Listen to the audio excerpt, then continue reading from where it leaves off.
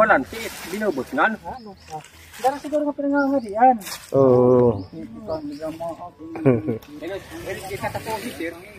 Mano Gabo, mahilig manapos. Yan, magandang araw sa ating lahat mga kaponi. Nandito tayo sa lugar po nila Kuya Erwin. At pinabisuhan tayo ni Madam Olga na pumunta daw dito kasi nagpapaputol ng mga niyog. Sabi niya para daw yung ubod ng niyog magamit sa pakain or sa pagluluto para sa handa sa libing ni Nanay Lilia. Pwede natin magulay. Ganyan yung ubod ng niyog. Masarap to pag ginagataan. Ay, oo.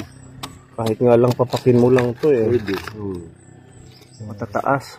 Pag malakas ang hangin baka maano yung bahay nila. Oh, ito kasi mapayat na Hindi kasama yung puputulin din.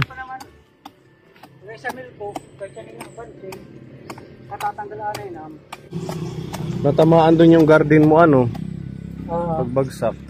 Ay, kay bulok na yung ano na yun? Gapangan, Gapangan ng ampalaya. Hindi na nga tumubo yung pipino ko dyan. Sinukulan. Lagi kasing basa. Oo. Yung garden nila Kapone. Ito may mga luya dito.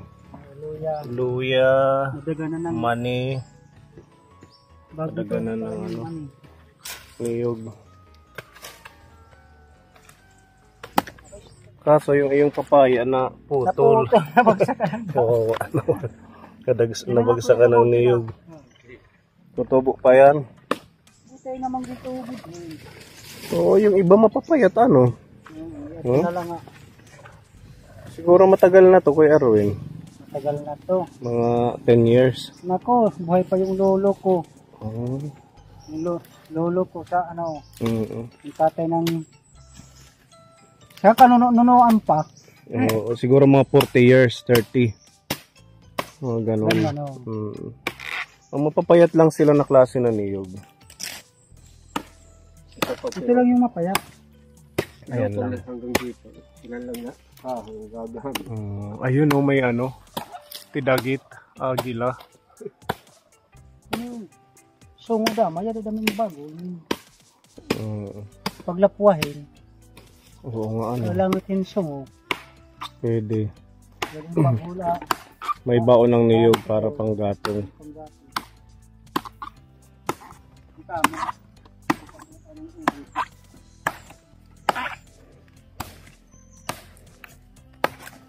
Papalaban na yun. Kuya Gabo. Yan. Instead na kalabasa o langka, ito na lang. Ubod, masarap pa. Partner ng baboy. Yung adobong baboy. Ginagamit ito pag may mga patay. Dapat chinso para mabilis. Ha? Itak lang. May makure makure Para gubod ka naman, Mano Gabo. Sanay pa naman si Kuya Gabo sa pag-ano ng mga ubod. Matalim ang sundang. Yan, nandiyan yan sa gitna.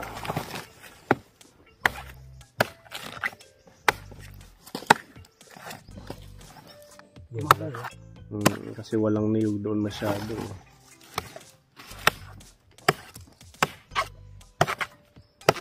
Masarap ito lalo na pag linalagyan ng balante. Kuya Gabo? Anong balante? Dahon.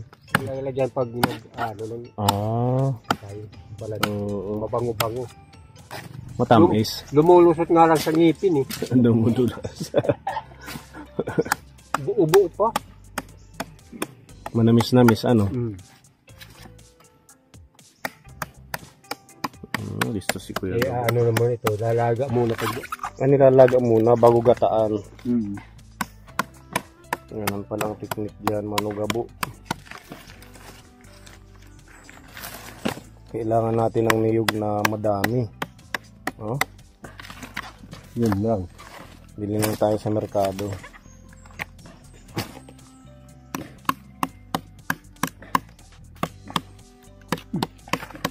Nabibilag na.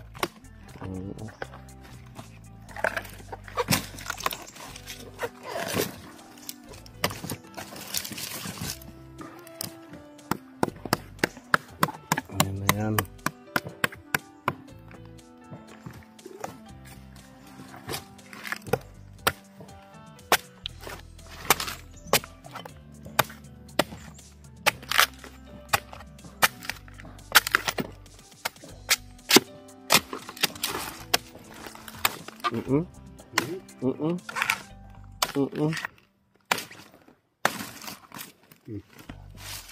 Yan na yan. Babalatan pa yan. So ilan na? Ha? Ito na eh. Ano? Pwede na hapon, dito ko saan eh. Nalain ito. Ayan, meron ng 3. Hindi ko.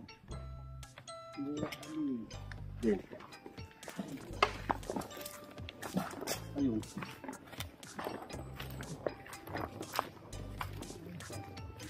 Ito pinapachinso ni Kuya Erwin para magamit yung kahoy. Oh. Pwede. Madaming kahoy ito pag naputo lahat. 13 yung puputulin eh.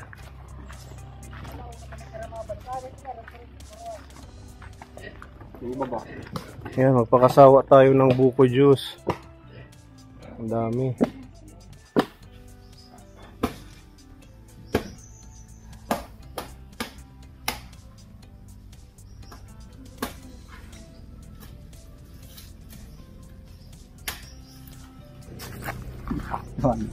Yung gawi may tuwanda.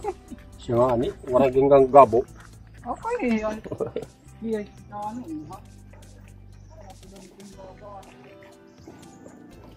Malalaki na yung mais nila oh. May mga bunga-bunga na din.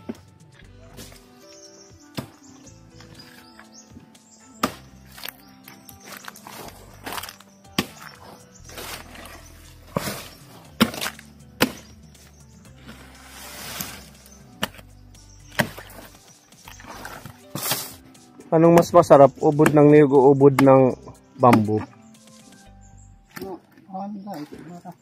Ha? Ito, mas masarap to kaysa doon sa bambo. Mas masarap ito. Mas masarap ang sa niyog.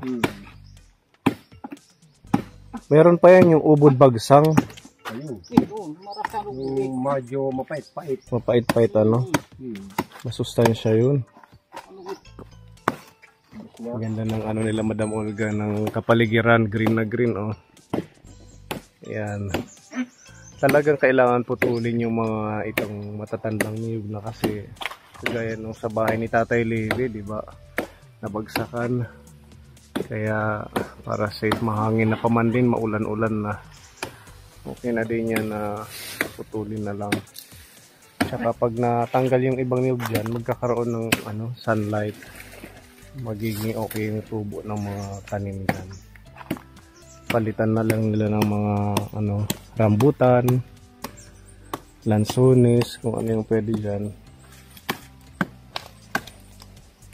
Mga prutas. Ayan.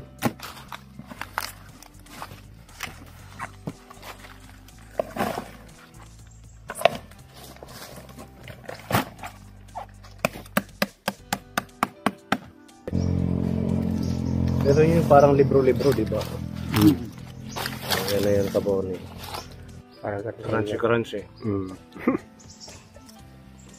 Ang gano'n ng ubod. Dami sigurong sustansya na ito.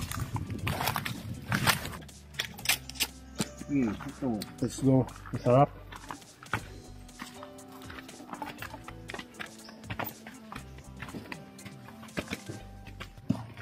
Wala pa ba? Oh, pwede pa yan.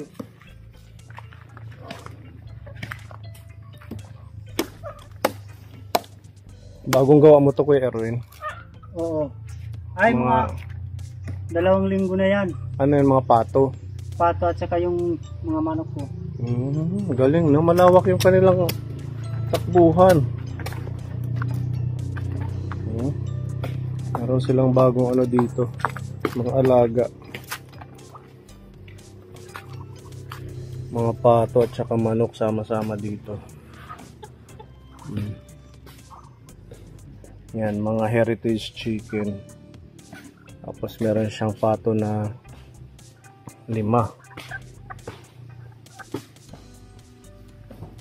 Yung sipag ni Kuya Erwin.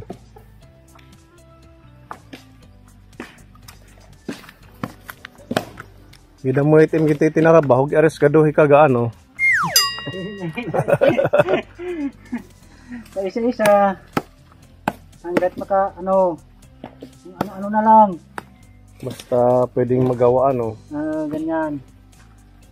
Ano ang ginagawa ko kahapon, ay, nung linggo, ayan. Itong mga Inayos ko bato-bato. yung daanan ko sa sapa. Oo nga. Nadudulas ako minsan. Pagkaya, nag-iigib. Naputi. Diyan kasi sila kumukuha ng tubig, kaponi. Diyan ako. Yung pang hugas, pang ligo. Naglinis ng CR. Buti nga nag-uulan-ulan, ano. Oo. Mahirap lang pag sobrang lakas naman ng ulan. Kung bumabaha, ganun. Hindi naman, mas maganda nga para malaki yung tubig. Madali naman Hindi siya nalulubog. Naglalabo din, pero mayat maya, lilinaw din yun. Dala ng malakas ang ulan.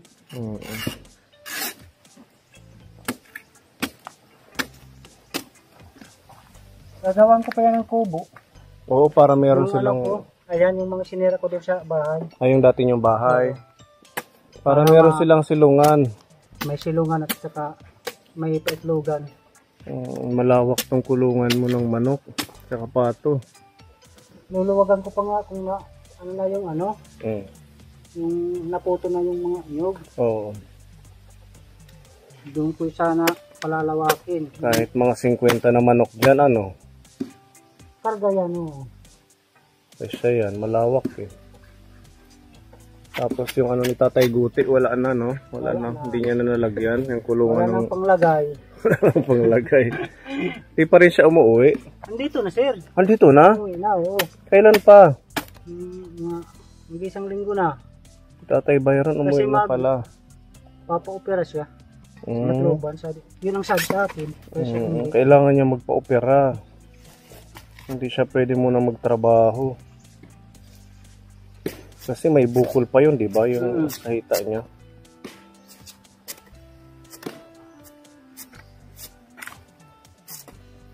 Ito malaki-laki yung ano niya. Pag hindi pa bumubunga, malaki yung ubod. Ganun pala yun. Pag hindi pa bumubunga daw, malaki yung ubod. Pag bumunga na, ano na sila, manipis.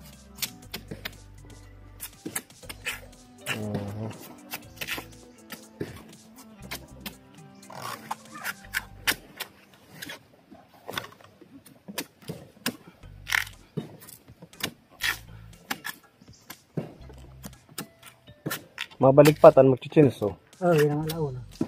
Pero pwede era puro tulon. 1, 2, 3, 4, 5, 6, 7. Kapiti sagto. 7 pa. Ang dami pa pala, ano? 8. 8 pa. 8.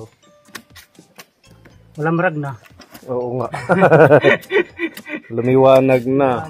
Iba yung lamok, hindi na masyadong mag-i-stay dito.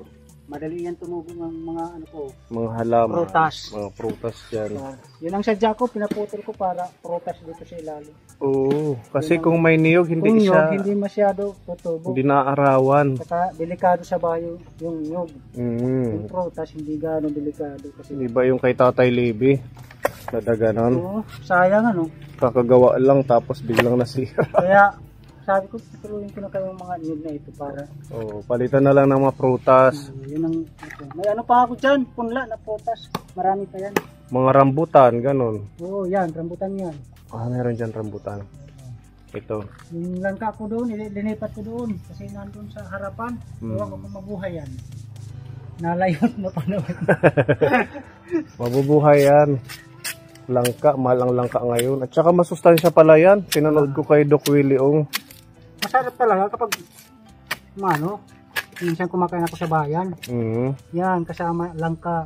Ang daming sustansya yung langka. Alternative daw siya sa karni.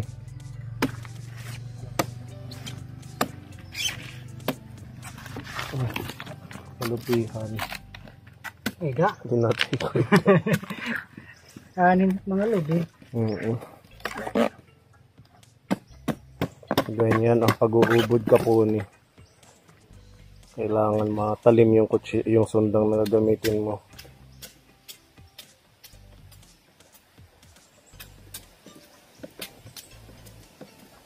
Hugasan ko naman ito. Hugasan pa yan. Mananapos na lang kita ano. Pwede. Kasi ganun kita para panapos ko, no?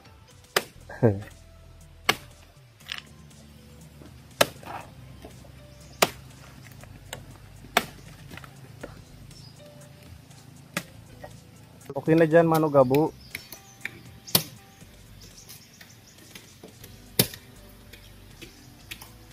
Marasa pala ng ispado siya na baboy. Oo.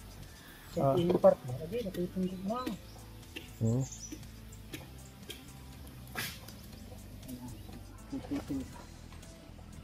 Dito, tumagot siya, pwede ka rin pagagula, Kuya Gabo. Ano? Kaya iyawat na eh. Kanan balorhin upat na putos. Oo, pwede na Mano Gabo. Sabihin ko maniya ba? Oo. Yan hingaan, idang maano. Oo, yun na po ngayon nila. Hindi, pwede pain. Ah. Isda ka na, super yung basura nila na doon.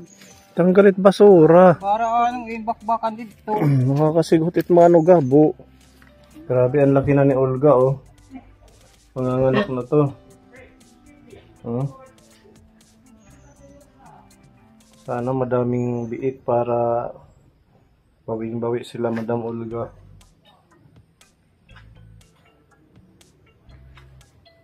Tara ba? Pinagalawan ito na unat, chick. Uwig nga ang tara. Tuwig, pero pagtuhob ka por mahit-hit nga. Yes, naman.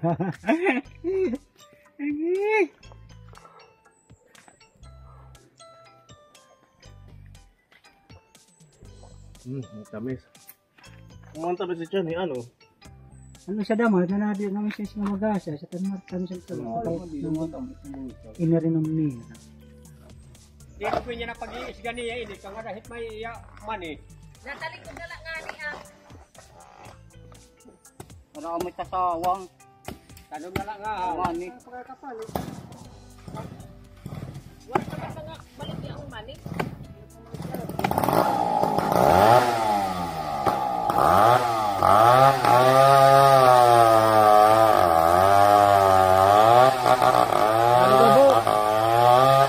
Ano Gabo?